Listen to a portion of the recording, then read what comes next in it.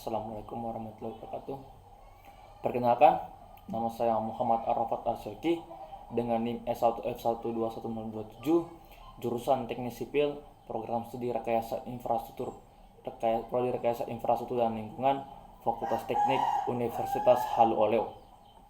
Izinkan saya untuk mempresentasikan atau memaparkan sedikit terkait mata kuliah Manajemen Infrastruktur dengan materi pengembangan infrastruktur pelabuhan dalam pendukung pembangunan yang berkelanjutan.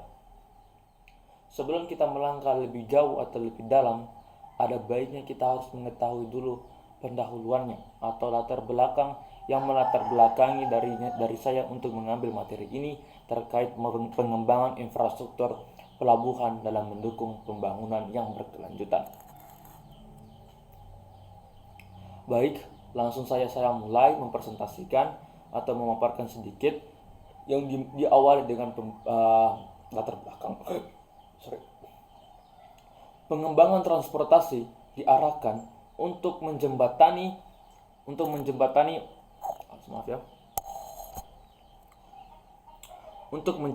kesenjangan antar wilayah dan mendorong pemerataan hasil-hasil pembangunan.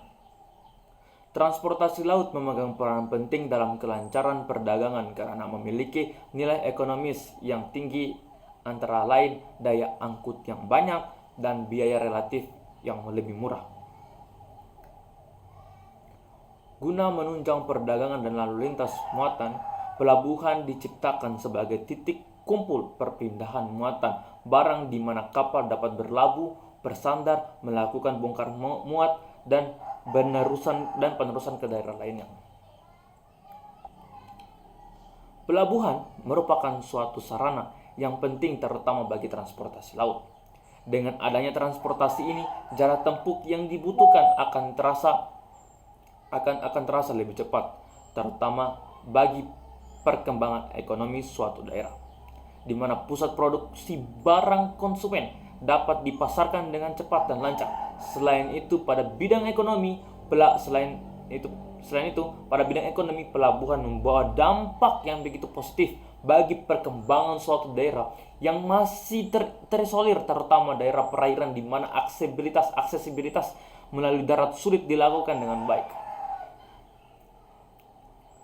Pembangunan infrastruktur suatu wilayah dapat memberikan pengaruh pada peningkatan akses masyarakat terhadap sumber daya sehingga meningkatkan akses produktivitas sumber daya yang pada akhirnya mendorong pertumbuhan ekonomi itu sendiri. Infrastruktur atau sarana dan prasarana memiliki keterkaitan yang sangat kuat dengan kesejahteraan sosial dan kualitas lingkungan, juga terhadap proses pertumbuhan ekonomi suatu wilayah atau region. Hal tersebut dapat ditunjukkan dengan indikasi bahwa wilayah yang memiliki kelengkapan sistem infrastruktur lebih baik biasanya mempunyai tingkat kesejahteraan sosial dan kualitas lingkungan serta pertumbuhan ekonomi yang jauh lebih baik pula. Pembangunan infrastruktur pelabuhan membutuhkan biaya yang cukup besar. Keberhasilan ataupun kegagalan dari proyek tersebut akan memberi implikasi jangka panjang.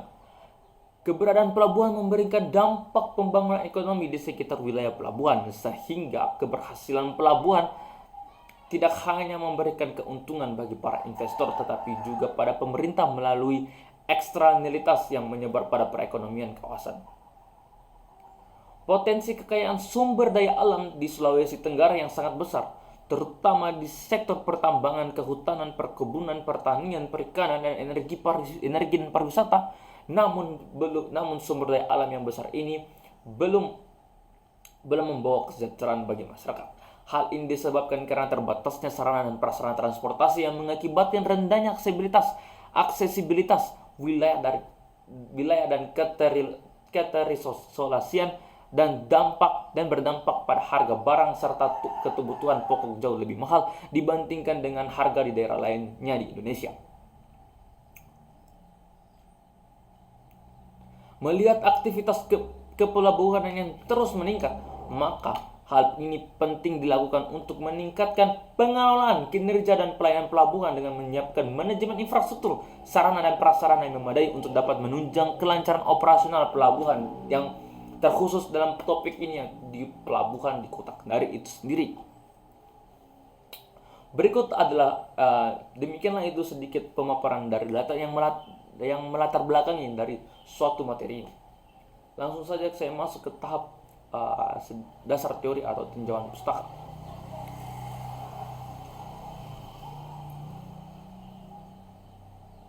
Menurut Gurning dan Budianto, pelabuhan adalah tempat yang terdiri dari daratan dan perairan dan sekitarnya dengan batas-batas tertentu. Sebagai tempat kegiatan pemerintahan dan kegiatan layanan jasa, utamanya pelabuhan adalah tempat kapal bersandar, berlabuh, naik turun penumpang dan atau bongkar muat barang yang dilengkapi dengan fasilitas keselamatan pelayaran dan kegiatan penunjang pelabuhan serta sebagai tempat perpindahan intra dan antar moda transportasi. Sementara itu, Suranto mengatakan pelabuhan adalah tempat yang terdiri dari daratan dan perairan di sekitarnya dengan batas-batas tertentu sebagai tempat kegiatan pemerintahan dan kegiatan ekonomi yang dipergunakan sebagai tempat kapal bersandar, berlabuh, naik turun penumpang dan atau bongkar muat barang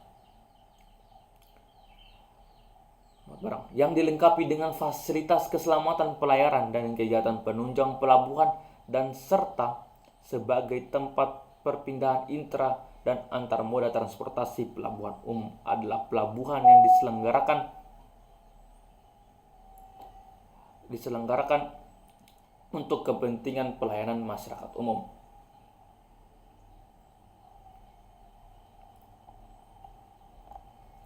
Sementara itu, menurut Jinka pada tahun 2011 mengatakan bahwa pelabuhan laut adalah suatu daerah perairan yang terlindung terhadap badai, ombak, dan arus, sehingga kapal dapat mengadakan olah gerak, bersandar, membuang jangkar sedemikian sehingga bongkar muat atas barang dan perpindahan penumpang dapat terlaksana dengan baik.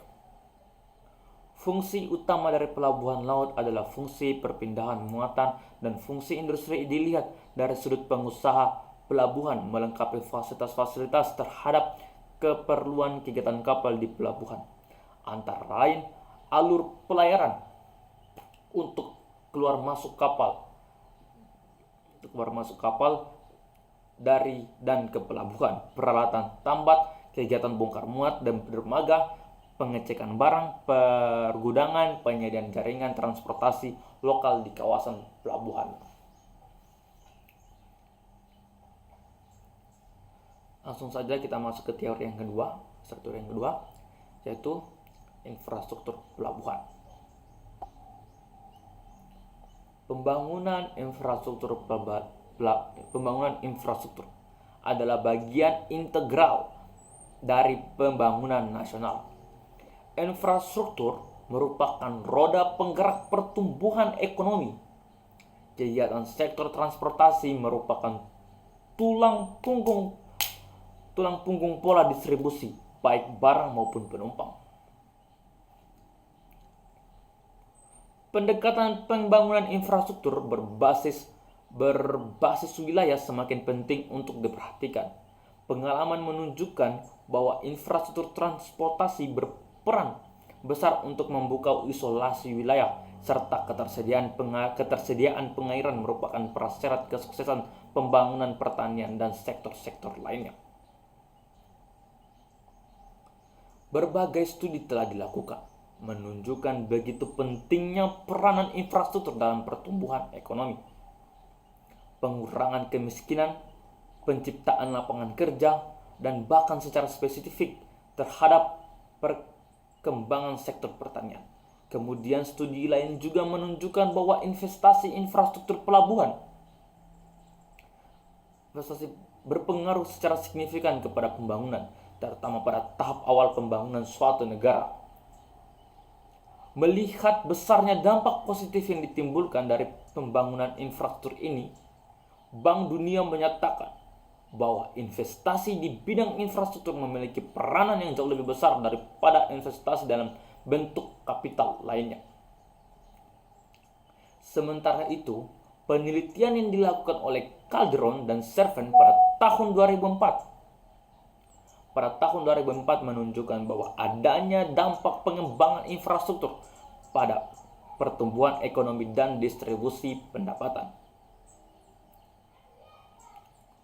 Studi ini menggunakan sampel dari data dari 121 negara pada periode tahun 1960 sampai dengan tahun 2000. Hasil penelitian menyimpulkan bahwa pembangunan infrastruktur yang sesuai memberikan pengaruh positif kepada pertumbuhan ekonomi jangka panjang.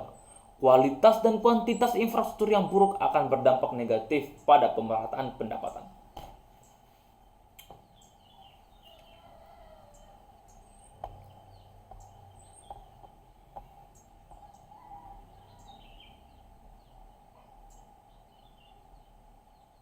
Dekker pada tahun 2003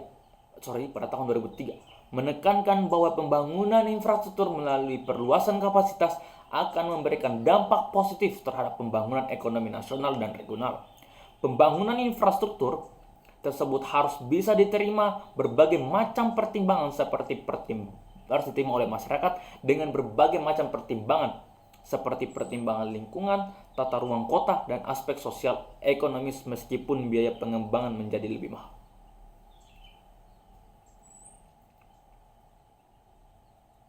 Maloney dan Jackson pada tahun 2005 menemukan hal yang berbeda pada berbagai pelabuhan besar di Amerika Utara. Operator pelabuhan lebih memilih untuk meningkatkan produktivitas pelabuhan dalam mengantisipasi terjadinya peningkatan volume peti kemas yang akan datang. Hal tersebut dilakukan dengan pertimbangan biaya investasi dalam melakukan perluasan kapasitas yang disebabkan berbagai kendala. Hal tersebut diperkuat penelitian Dundovic dan Hess pada tahun 2005 yang menunjukkan bahwa kapasitas terminal sangat bergantung kepada kemampuan peralatan pelabuhan dalam melakukan bongkar muat. Penyelenggaraan infrastruktur transportasi merupakan hal yang sangat vital dalam pembangunan karena berfungsi sebagai sarana untuk memperlancar aktivitas atau mendukung aktivitas masyarakat. Transportasi memiliki fungsi dan peran sebagai penggerak, pendorong, dan penunjang pembangunan serta merupakan suatu sistem yang terdiri dari prasarana dan sarana prasarana yang didukung oleh tata laksana dan sumber daya manusia yang membentuk jaringan prasarana juga jaringan pelayanan.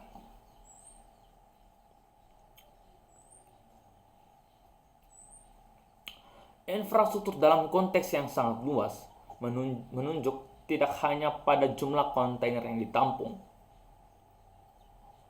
kren dan wilayah yang terminal, tetapi juga kualitas kren, kualitas dan efektivitas sistem informasi, kemampuan integrasi, transportasi antar moda, jalan dan kereta.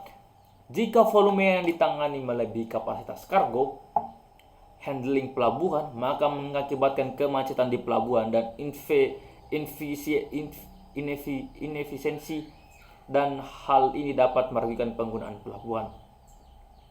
Kemudian keterbatasan akses pada informasi pada kedatangan kapal akan terkait dengan buruknya sistem informasi dan memperlambat proses dokumentasi dan memperlambat fungsi pelabuhan. Tanpa ketersediaan intermodal link, pengguna kapal tidak dapat dengan mudah memindahkan kargo dari pelabuhan yang dapat mengakibatkan penundaan dan biaya yang tinggi. Selanjutnya itu kita masuk ke teori kinerja fasilitas pelabuhan. Salah satu tokoh bernama Triad Mojo pada tahun 2009 menyatakan, kinerja pelabuhan dapat digunakan untuk mengetahui tingkat pelayanan pelabuhan kepada pengguna pelabuhan, kapal, dan barang, yang tergantung pada waktu pelayanan kapal selama berada di pelabuhan.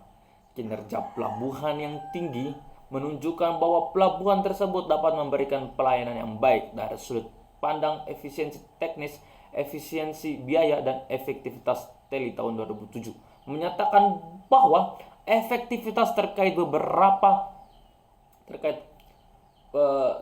dengan seberapa baik pelabuhan menyediakan pelayanan arus barang kepada pengguna perusahaan pelayaran ataupun ekspedisi. Beberapa penelitian menilai kualitas jasa pelabuhan menggunakan beberapa dimensi dan variabel yang beraneka ragam. Inel Kolanovic pada tahun 2008 mendefinisikan variabel pelayanan pelabuhan berupa reliabilitas dan kompetensi. Reliabilitas terdiri dari 13 atribut, yaitu penundaan dan keberangkatan kapal, waktu tunggu bongkar muat barang, rata-rata waktu kapal melakukan bongkar muat barang, waktu tunggu truk untuk melakukan bongkar muat barang di area terminal, waktu untuk melakukan transshipment, kesalahan dokumen, kelengkapan informasi, dan kelengkapan dokumen data statistik pelayanan, minimalisasi kegagalan dan pelayanan, monitoring kargo, kemampuan konsisten dalam melakukan pelayanan dan jaminan ketepatan waktu operasional.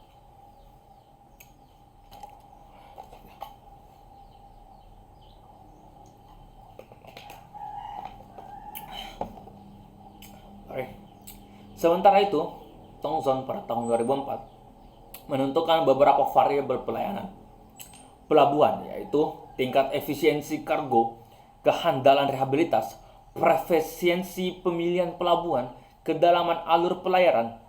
Dalam studi Thomson yang menggunakan beberapa variabel yang menggunakan daya saing pelabuhan, yaitu efisiensi, frekuensi kunjungan kapal, kelengkapan infrastruktur, lokasi, biaya pelabuhan, respon yang cepat terhadap pengguna, serta reputasi terhadap kerusakan barang untuk menentukan atribut-atribut dalam dimensi pelayanan jasa pelabuhan.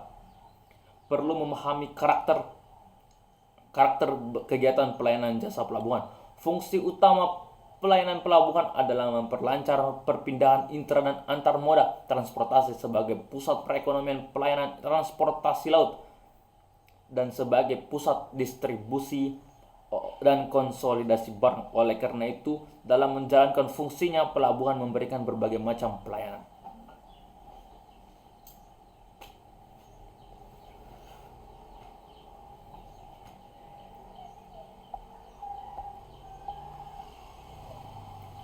Selanjutnya kita masuk kepada peran pelabuhan dalam pengembangan.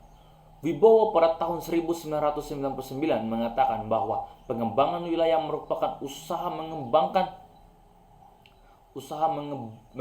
dan meningkatkan hubungan saling ketergantungan dan interaksi antar sistem manusia atau masyarakat, lingkungan hidup, dan sumber daya alam. Penelitian yang dilakukan Ahmed Hossein pada tahun 1990 menunjukkan bahwa daerah yang infrastruktur transportasinya berkembang memperoleh keuntungan yang signifikan dibandingkan dengan desa-desa yang infrastruktur transportasinya belum berkembang. Hasil penelitian yang dilakukan oleh World Bank, perkembangan pembangunan infrastruktur jalan telah meningkatkan aktivitas sosial masyarakat yang kemudian meningkatkan aktivitas ekonomi, komunikasi, dan akhirnya dapat menciptakan berbagai lapangan kerja baru.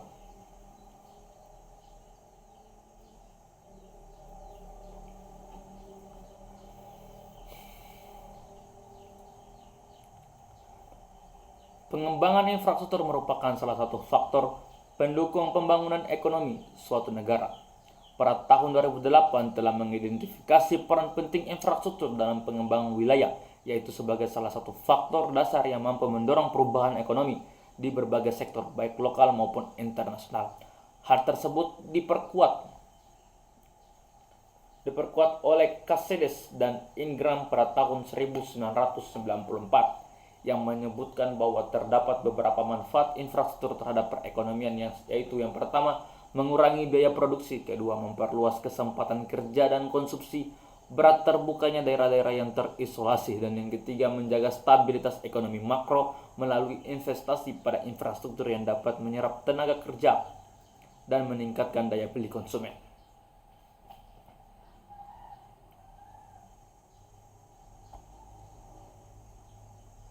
Wilayah akan berkembang jika ada kegiatan perdagangan interinsuler dari wilayah tersebut karena investasi pembangunan, peningkatan kegiatan ekonomi serta perdagangan. Pendapatan yang diperoleh dari ekspor akan mengakibatkan berkembangnya kegiatan penduduk setempat, perpindahan modal dan tenaga kerja, keuntungan eksternal dan perkembangan wilayah.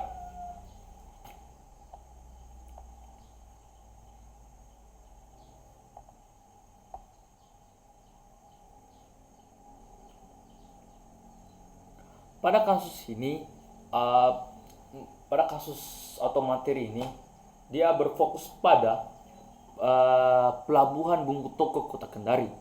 Nah, Bungku Toko Kota Kendari.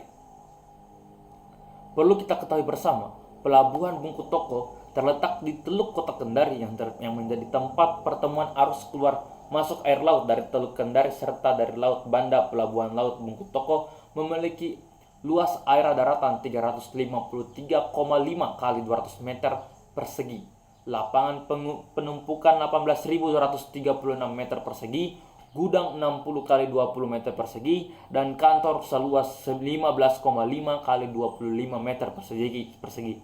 Sedangkan sisi lautnya memiliki dermaga seluas 200 kali 20 meter persegi, kedalaman minus 8 mlws, terrestrial 206 kali 8 meter persegi, dan causeway 150 kali 8 meter persegi.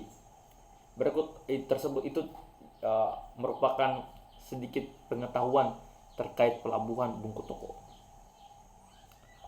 Kinerja pelayanan dan tingkat pemakaian fasilitas pelabuhan. Kinerja pelayanan kapal. Tingkat keberhasilan pelayanan terhadap pengguna jasa pelabuhan dapat diukur berdasarkan kinerja operasional pelabuhan, berdasarkan realisasi kegiatan yang ada dalam pelabuhan. Contohnya saja pada daerah pelabuhan Bungku Toko yang telah disurvei oleh sang peneliti dapat menunjukkan bahwa indikator kinerja turnaround time yaitu 98,29 jam. Bila dibandingkan standar PT Pelindo yang memberikan angka 24 jam, pelabuhan Bungku Toko tergolong kurang baik. Indikator kinerja berhitung time 85,41 jam, maka BT kurang baik dengan tingginya nilai BT. Maka dapat dikatakan bahwa kinerja terhadap pelayanan kapal menurun.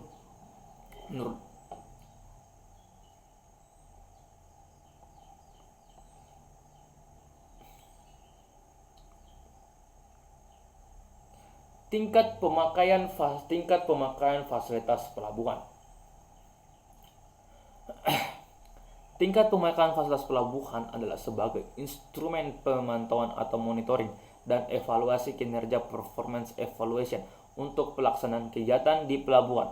Indikator penggunaan fasilitas dan peralatan pelabuhan yang terdiri dari berth occupancy ratio atau BOR atau tingkat penggunaan dermaga berth throughput BTP serta set occupancy ratio atau SOR, yard occupancy ratio atau YOR, open storage throughput atau OSTP.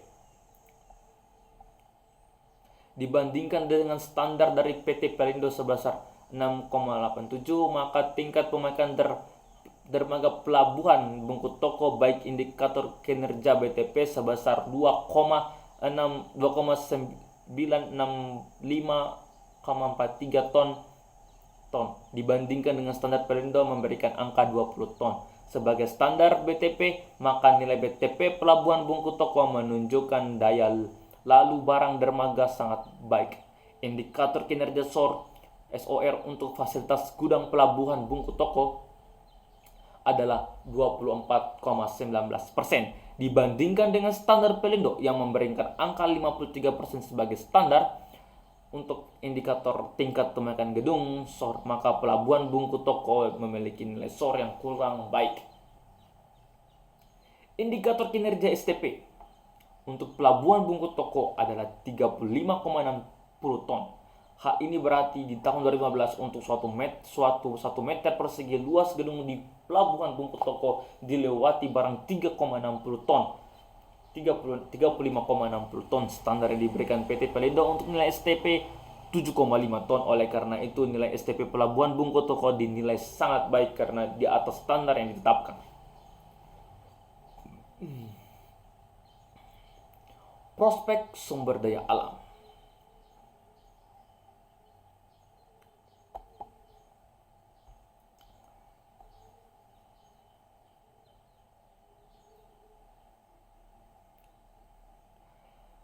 Master Plan Percepatan dan Perluasan Pembangunan Ekonomi Indonesia memberikan arahan dan gambaran terhadap kegiatan ekonomi utama yang dikembangkan pada masing-masing klaster. Pada klaster Sulawesi Tenggara, yang dalam hal ini merupakan bagian dari hinterland Pelabuhan Kendari, kegiatan ekonomi utama difokuskan pada komoditas kakao, nikel, dan perikanan. Pertambangan nikel Sulawesi Tenggara berada di Kabupaten Kolaka dan Konawe Utara dan Konawe Selatan. Indonesia merupakan produsen nikel terbesar keempat dari lima besar negara produsen nikel di dunia yang bersama-sama menyumbang lebih dari 60% produksi nikel di dunia. Produksi nikel Indonesia mencapai 190.000 ton per tahun. Indonesia memiliki 8% cadangan nikel di dunia. Oleh karena itu, industri pertambangan dan pengolahan nikel sangat layak untuk dipercepat dan diperluas pengembangannya. Sulawesi merupakan daerah produksi nikel paling maju di Indonesia. Pertambangan nikel di Sulawesi Tenggara, Sulawesi menyumbang sekitar 7% terhadap PDRB Sulawesi. Oleh karenanya, kegiatan pertambangan di koridor ekonomi Sulawesi terfokus pada pertambangan nikel.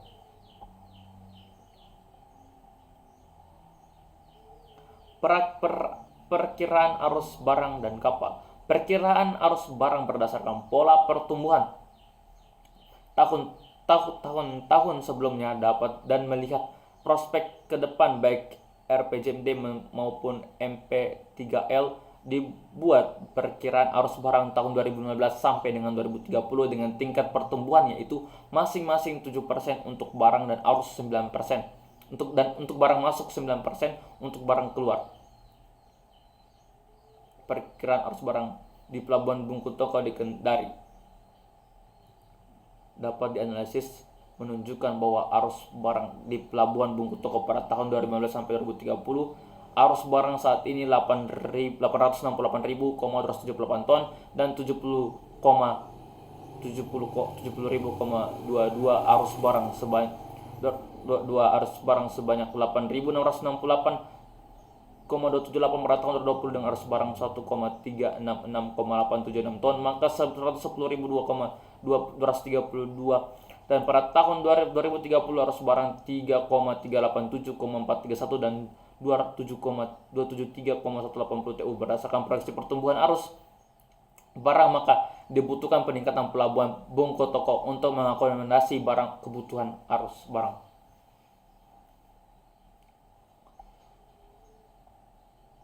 Strategi pengembangan pelabuhan. Strategi pengembangan berdasarkan pada karakteristik kondisi eksternal dan internal, maka dapat perlu beberapa rencana arah pengembangan strategis yang diharapkan dapat menjawab tentang harapan pembangunan pelabuhan Kota Kendari.